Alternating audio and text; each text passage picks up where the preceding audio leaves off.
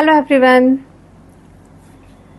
कल्पना कीजिए कि आज से 2300 साल पहले न टीवी था, न मोबाइल था, न ही कोई अखबार था।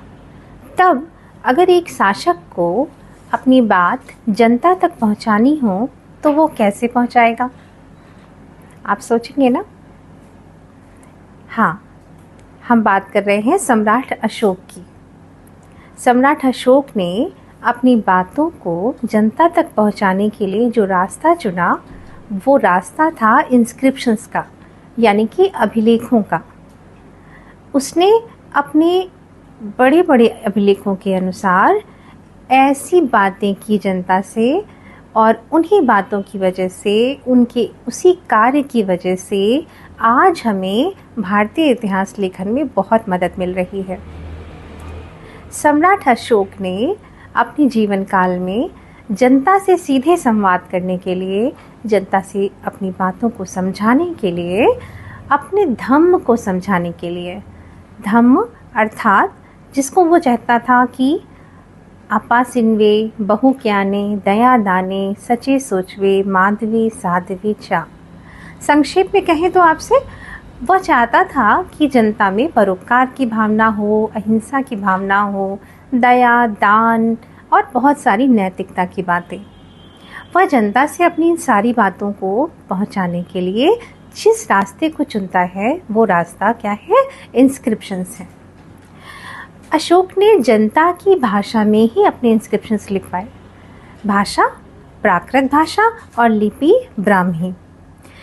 ऐसे में आज जब हम अशोक के अभिलेखों की प्राप्ति कर पाए हैं तो हमें पता चला कि अशोक ने आज तक 3 प्रकार के इंस्क्रिप्शंस लिखवाए। 3 प्रकार के इंस्क्रिप्शंस कौन कौन से? एक है उसके पिलर इंस्क्रिप्शंस, जिन्हें हम स्तंभ लेख कहते हैं।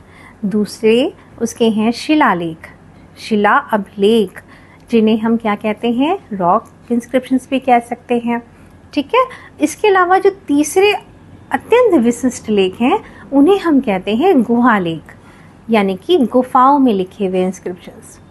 ये तीनों प्रकार के इंस्क्रिप्शंस में उसने यह विशेष बात ध्यान रखी कि इन्हें वह जहाँ भी लगवा रहा था वहाँ की जनता इनकी इन बातों को आसानी से समझ सके, इसके लिए उसने वहीं की भाषा का इस्तेमाल किया।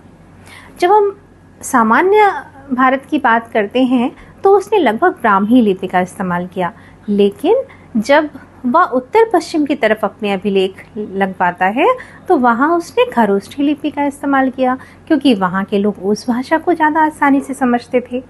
और तो और जब उसने अपना अभिलेख अफ़गानिस्तान के क्षेत्र में लगवाया तो उसने वहाँ पर अरामीक लिपि का इस्तेमाल किया।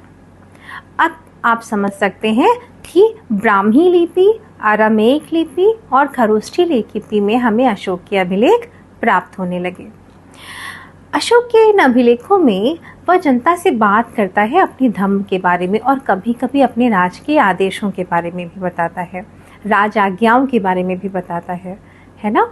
इन इंस्क्रिप्शंस के बारे में छोटी छोटी बात कर लेते हैं। सबसे पहले पिलर इंस्क्रिप्शंस, उसके जो स्तंभ लेख हैं, आप जब उसे देखने जाएंगे किन्हीं स्थानों पर मिलते हैं, लगभग इनकी संख्या 7 के आसपास है। इसके अलावा कुछ लघु स्तंभ लेख भी हैं।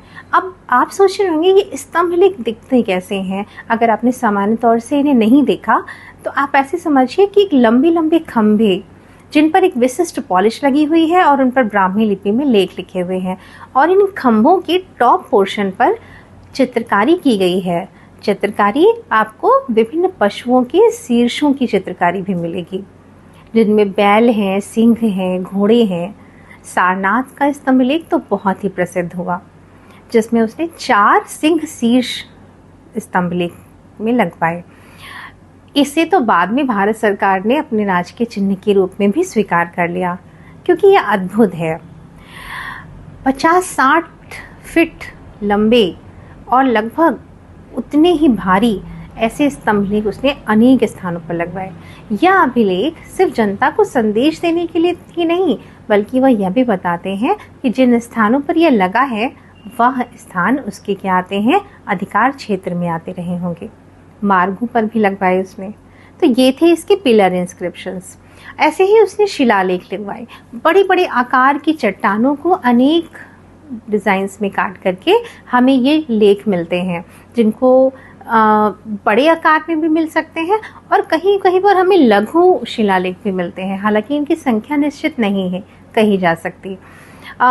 इन पर भी उसने उन्हीं अपनी राजाज्ञाओं और अपनी सरल भाषा को, अपनी धम्म की भाषा को जनता तक पहुंचाने का मार्ग बनाया। तीसरे मिलते हैं हमें गुहालेख। गुहालेख यानी कि गुफा के अंदर उसने इंस्क्रिप्शंस लगवाया। ये गुफा है कहाँ?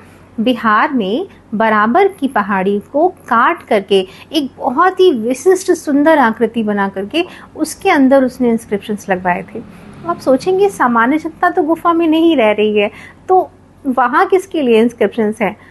यह गुफाएं बाद में आजीवक संप्रदाय को दान में दे दी गई थी और ये बनी किसकी थी?